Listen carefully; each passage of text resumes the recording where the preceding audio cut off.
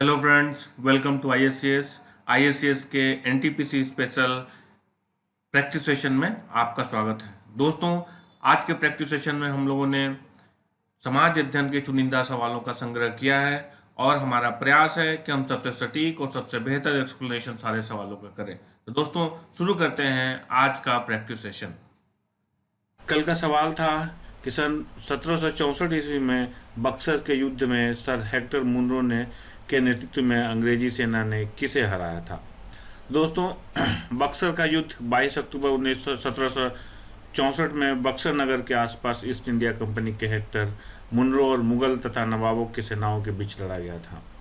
बंगाल के नवाब मीर कासिम, अवध के नवाब सिराजुद्दौला और मुगल बादशाह आलम द्वितीय की संयुक्त सेना अंग्रेजी कंपनी से लड़ रही थी।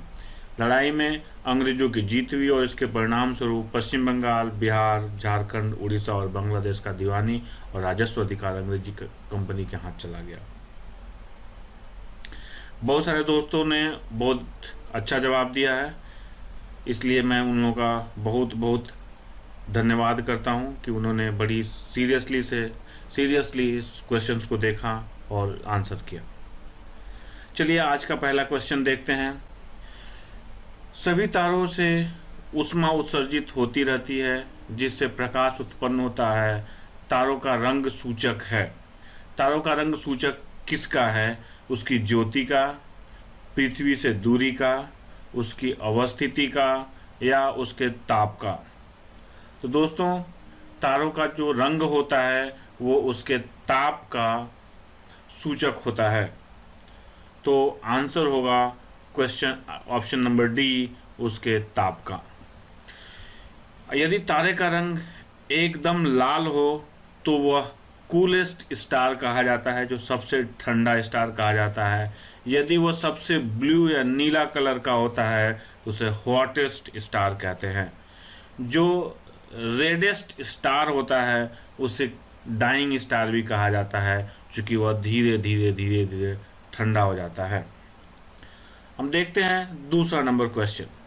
इंटरनेशनल एस्ट्रोनॉमिकल यूनियन द्वारा सन 2006 में दी गई एक नई परिभाषा के अनुसार निम्नलिखित में से कौन सा ग्रह नहीं है?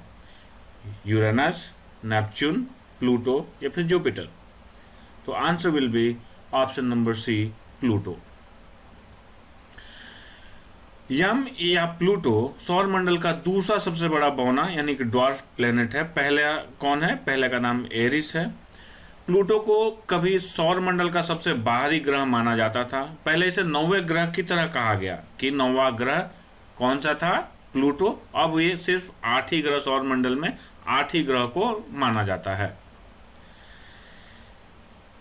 लेकिन अब इसे सौर मंडल के बाहरी काइपर घेरे की सबसे बड़ी खगोलीय वस्तु माना जाता है। पहले इसे ग्रह माना जाता था, अब इसे खगोलीय वस्तु माना जाता है। ये काइपर घेरा क्या है?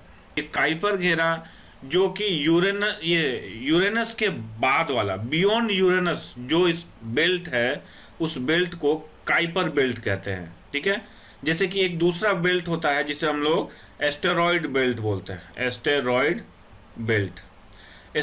बेल्ट जो होता है वो कहाँ होता है? मार्स एंड जुपिटर के बीच में होता है। मार्स एंड जुपिटर के बीच में होता है, जिसमें बहुत सारे उल्का पिंड होते हैं, एस्टेरॉइड्स होते हैं। तो जिसमें एस्टेरॉइड्स होते हैं उसे एस्टेरॉइड बेल्ट कहते हैं। और ये जो बेल्ट होता है काइपर बेल्ट, ये बहुत ही विशाल होता है, ऑलमोस्ट 20 से 25 गुना बड़ा होता है एस्टेरॉइड घेरे से।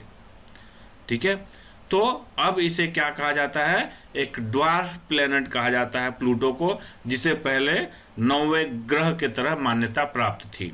अब उसे क्या कहते हैं? ड्वार्फ प्लेनेट कहते हैं, जो कि दूसरा सबसे बड़ा ड्वार्फ प्लेनेट है सौर मंडल में। पहला जो ड्वार्फ प्लेनेट है उसे क्या कहते हैं? एरिस कहते हैं। अब देखते हैं तीसरा नंबर क्वेश्चन। ग्लोब का वह कौन सा स्थान है जहां 0 डिग्री अक्षांश और 0 डिग्री देशांतर रेखाएं आकर मिलती हैं? तो दोस्तों, आपको पता होगा कि अक्षांश क्या होता है और देशांतर क्या होता है। तो दोस्तों, ये जो एक रेखा होती है जो पृथ्वी को बीचों बीच दो भागों में, दो गोलार्ध में बांटती है, उसे क्या कहते हैं? विषुवत रेखा कहते हैं। क्या कहते हैं? विषुवत रेखा कहते हैं। और इस विषुवत रेखा के दोनों तरफ रेखाएं होती हैं, उसे क्या कहते हैं हम? अक्षांश कहते हैं। तो जो 0 डिग्री अक्षांश होता है उसे क्या कहते हैं? विषुवत रेखा कहते हैं, इसे 0 डिग्री अक्षांश को। जब नॉर्थ पोल और साउथ पोल के बीच जो रेखाएं खींची जाती हैं उसे क्या कहते हैं हम? देशांतर कहते हैं। क्या कहते हैं? देशांतर कहते हैं। तो जो 0 डिग्री देशांतर, जिसे 0 डिग्री देशांतर माना जाता है, उसे क्या कहा गया है? प्राइम मेरिडियन कहा जाता है। प्राइम मेरिडियन, ठीक है। ये प्राइम मेरिडियन जो ग्रीनविच शहर, यूरोप के ग्रीनविच, यूनाइटेड किंगडम के ग्रीनविच शहर से गुजरता है, उसे क्या कहते हैं? 0 डिग्री कहते हैं। तो जहां पे 0 डिग्री देशांतर और 0 डिग्री अक्षांश कटता है, वह जगह अटलांटिक महासागर में उपस्थित है। वो जगह कहाँ है? अटलांटिक महासागर में है। तो ये अटलांटिक महासागर अगर ऑप्शन में है तब तो ये सही है। अगर अटलांटिक महासागर नहीं हो तो ये जो मेन जगह है वह जगह क्या कहलाता है? गल्फ ऑफ गिनी कहते हैं। गल्फ ऑफ गिनी याद रखेंगे। यदि ऑप्शन में अटलांटिक महासागर ना होके गल्फ ऑफ गिनी हो तो right answer will be gulf of Guinea, Guinea की खाड़ी जिसे कहते हैं। ठीक है दोस्तों, तो अभी जो हमारे पास ऑप्शंस है प्रशांत महासागर, अफ्रीका, अटलांटिक महासागर और उत्तरी अमेरिका, तो इसमें आंसर क्या होगा? Answer number option number C, Atlantic महासागर। अब देखते हैं चौथा नंबर सवाल। भारत की अवस्थिति ग्लोब पर कहाँ है? उत्तरी अक्षांश और पश्चिमी देशांतर, उत्तरी अक्षांश और पूर्वी देशांतर, दक्षिणी अक्षांश और पूर्वी देशांतर, दक्षिणी अक्षांश और पश्चिमी देशांतर। तो दोस्तों हम लोग देखते हैं ग्लोब में कि इस ग्लोब में भारत की स्थिति कहाँ है। ये मान लीजिए एक ग्लोब है और इस ग्लोब में ये बीचों बीच एक विषुवत रेखा है। तो भारत जो है ये उत्तरी गोलार्ध में है, जिसके बीचों बीच, जिसे 23.5 डिग्री जो यहाँ पे कर्क रेखा होती है, कौन सी रेखा है? कर्क रेखा, जो भारत को दो भागों में बांटती है। ये यहाँ पे 23.5 डिग्री पर बीचों बीच यहाँ पे होता है। ठीक है दोस्तों, तो ये पड़ कहाँ रहा है? उत्तरी गोलार्ध में पड़ रहा है। ठीक है, ऊपर जो नॉर्थ पोल है वो क्या कहते हैं? उत्तरी गोलार्ध, नीचे साउथ पोल है तो उसको सदर्न, यानी कि सदर्न हेमिस्फीयर या दक्षिणी गोलार्ध कहेंगे, तो है ये उत्तरी गोलार्ध में। तो 1 नंबर मिला उत्तरी गोलार्ध। अब क्या होता है, ये देशांतर की जो रेखाएं होती हैं ये भी दो तरीके से होती हैं। जो ईस्टवर्ड होती हैं उसको ईस्ट कहते हैं, जो उसके विपरीत होती है उसे वेस्ट कहते हैं। तो ये पड़ कहाँ पे रहा है? तो भारत की जो स्थिति है ये उत्तरी गोलार्ध के पूर्वी देशांतर पर है। तो आंसर क्या होगा इसमें? ऑप्शन नंबर बी, अक्षांश, उत्तरी अक्षांश एवं पूर्वी देशांतर। Now look at question number 5। निम्नलिखित में से कौन से ग्रह के सर्वाधिक प्राकृतिक उपग्रह अथवा चंद्र हैं, यानी कि चंद्रमा है? बृहस्पति, मंगल, शनि और शुक्र। तो answer will be option number ए, बृहस्पति। दोस्तों बृहस्पति सूर्य से 5वां और हमारे सौर मंडल का सबसे बड़ा ग्रह है। यह एक गैस दानव है, याद रखेंगे इसे क्या कहते हैं? गैस दानव भी कहते हैं, याद रखेंगे इसे। ठीक है, गैस दानव है जिसका द्रव्यमान सूरज के 1000वें भाग के बराबर है।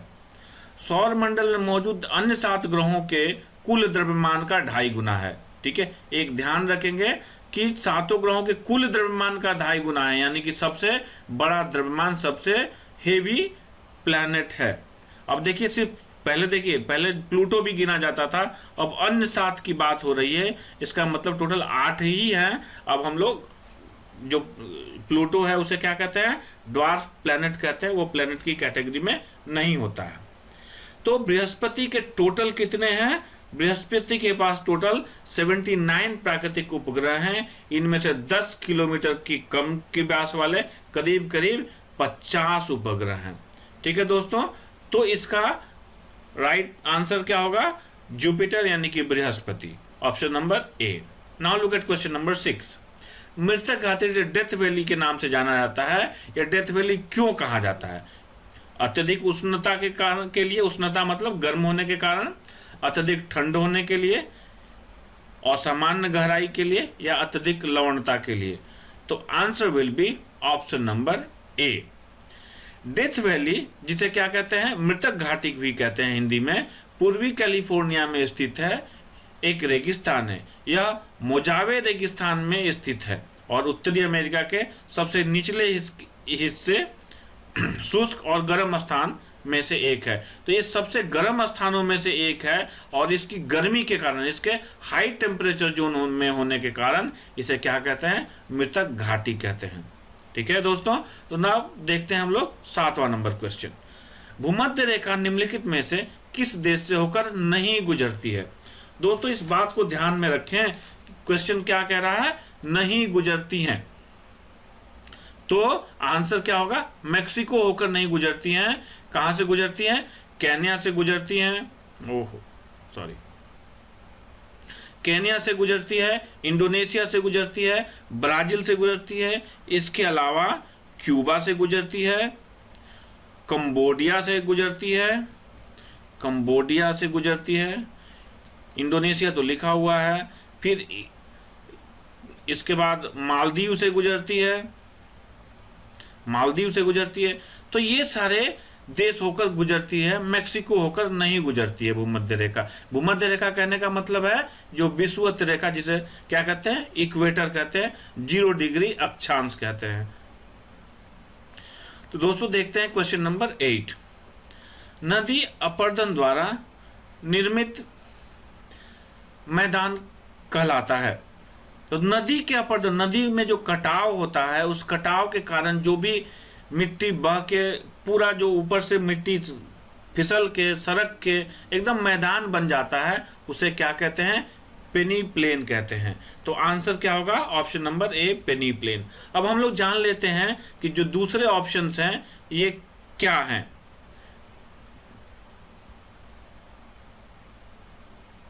ये मेसा जो पहाड़ों पे हवा के कारण, हवा जो बहती है, विंड, इस विंड के कारण अपर्दन होता है और ये क्या हो जाते हैं? ये अक्सर क्या होते हैं? ज्वालामुखी वाले पहाड़ होते हैं, ज्वालामुखी पहाड़ होते हैं और इसमें अपर्दन के कारण एकदम ठोस हो जाता है और ये जल्दी इसका बहुत ज़्यादा ये बच जाता है, जिसे एकदम ठोस हो जाता है। बहुत मैग्मा और जो भी लावा वगैरह इकट्ठा होता है उससे बनता है मेसा। जबकि बुटी जो होता है, बुटी होता है, आप देखे होंगे एकदम सीला से खड़ा रहता है ये हवा के कारण, और छोटा सा पहाड़, बुटी मतलब ही होता है छोटा सा पहाड़। ठीक है दोस्तों, तो अब हम लोग देखते हैं option number 9, sorry question number 9। ज्वालामुखी पर्वत माउंट सेंट हेलेंस कहाँ स्थित है? चिली, जापान, फिलीपींस या फिर यूएसए? तो आंसर होगा ऑप्शन नंबर डी, यूएसए। ये माउंट सेंट हेलेंस अमेरिका के वाशिंगटन में स्थित है। यह ज्वालामुखी अमेरिका का सबसे प्रसिद्ध और सक्रिय ज्वालामुखी माना जाता है। तो दोस्तों ये देखना कि ऐसा भी सवाल आ सकता है कि अमेरिका का सबसे सक्रिय ज्वालामुखी कौन सा है? तो क्या होगा आंसर? माउंट सेंट हेलेंस होगा। यह ज्वालामुखी अंतिम बार 18 मई 1980 को फूटा था, जिसके कारण 57 लोगों की मौत हो गई थी और आसपास के क्षेत्र में भारी आर्थिक और प्राकृतिक नुकसान हुआ था। ठीक है दोस्तों, तो अब देखते हैं 10वां नंबर क्वेश्चन। किस महाद्वीप में एटलस पर्वत है? एशिया, अफ्रीका, ऑस्ट्रेलिया या फिर यूरोप?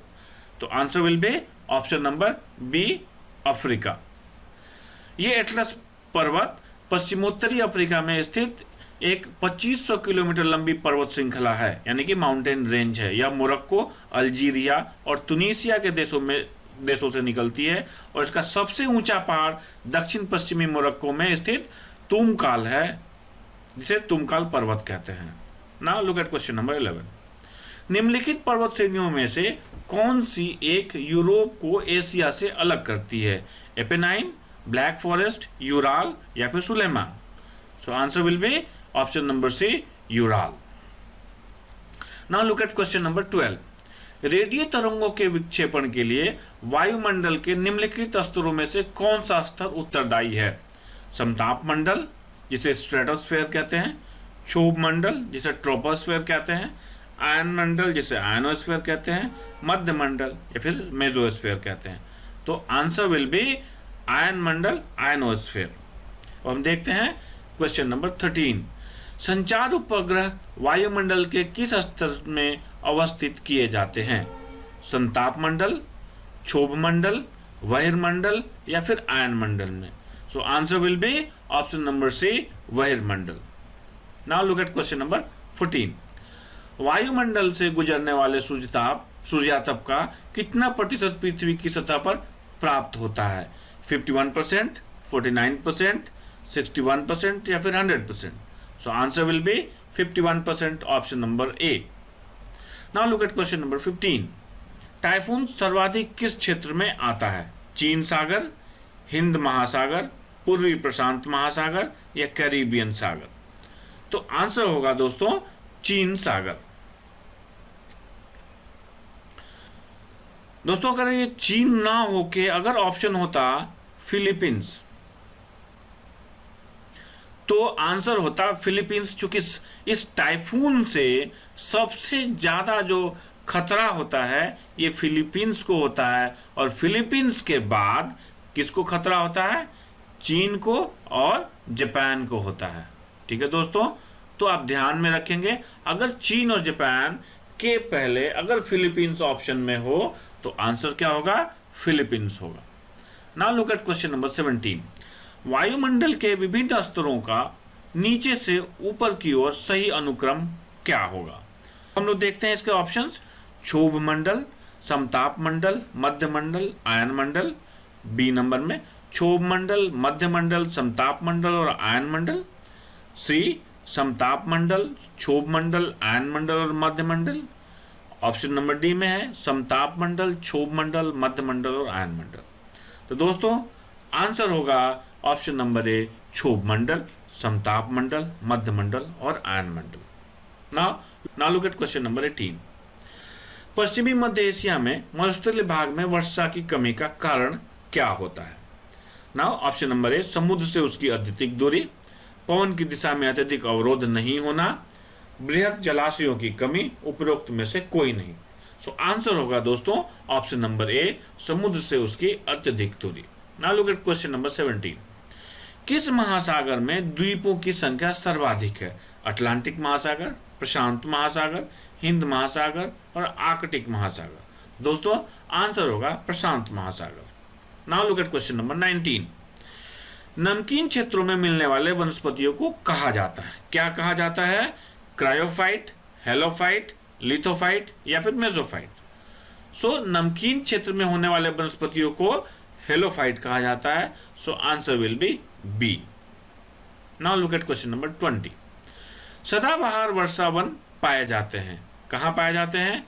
ऑस्ट्रेलिया में, ब्राजील में, कनाडा में या फिर फ्रांस में? So answer will be option number B, Brazil. Now look at question number 21। भूमध्य रेखा के निकट किस तरह के वन पाए जाते हैं? भूमध्य रेखा मतलब इक्वेटर, जिसे हम लोग क्या कहते हैं? 0 डिग्री अक्षांश कहते हैं या विषुवत रेखा कहते हैं। तो यहाँ पे जो किस तरह के वन पाए जाते हैं? पतझड़ी वन, शंकुधारी वन, घास स्थल वन या उष्णकटिबंधीय वन? तो answer will be option number D, उष्णकटिबंधीय वन। Now look at question number 22। निम्नलिखित में से कौन सा देश एक गेहूं तथा चावल दोनों में संसार का सबसे बड़ा उत्पादक देश है? चीन, भारत, रूस या फिर यूएसए? तो दोस्तों answer will be option number A, चीन। Now look at question number 23।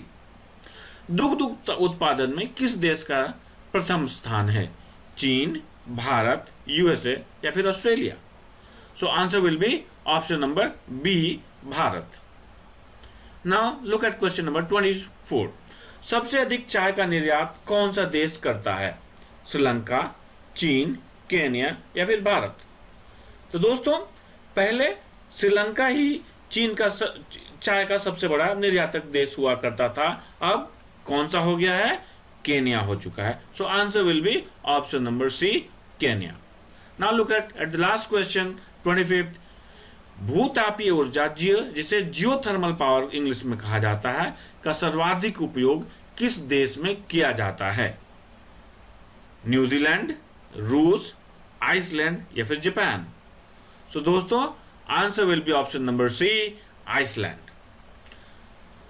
दोस्तों फिर रोज की तरह हम आपके लिए आज एक क्वेश्चन छोड़ जाते हैं। आप उस क्वेश्चन का जवाब हमारे कमेंट बॉक्स में जरूर लिखें।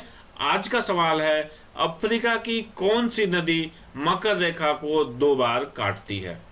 तो दोस्तों क्वेश्चन को एक बार फिर से देख लें। अफ्रीका की कौन सी नदी मकर रेखा को 2 बार काटती है? ठीक है दोस्तों, आप अपना जवाब कमेंट बॉक्स में जरूर लिखें, और यदि कोई कंफ्यूजन हो तो please do write your comment in the comment box. दोस्तों thank you very much for watching this video. Thanks a lot, and friends if you have not subscribe to my channel, do subscribe to it immediately, and please don't forget to forward it to your friends. दोस्तों अगर आपका कोई सुझाव हो तो आप सुझाव जरूर दें, और अपना लाइक बटन जरूर दबाएं ताकि हमें भी इससे एनकरेजमेंट मिले। Thank you very much, thanks a lot once again.